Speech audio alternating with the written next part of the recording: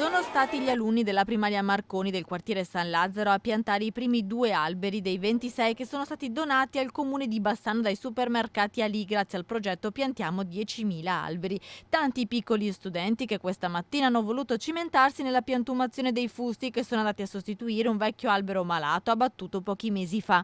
Siete divertiti oggi? Sì, Adesso vi prenderete cura di questo albero? sì. Gli alberi sono sempre belli, che hanno frutti o no. Gli alunni della Marconi hanno promesso di aver cura delle piante e hanno dimostrato di essere preparati anche sull'importanza di potenziare il verde nella propria città. Sì, perché ci fanno respirare. Esatto, per la fotosintesi anche.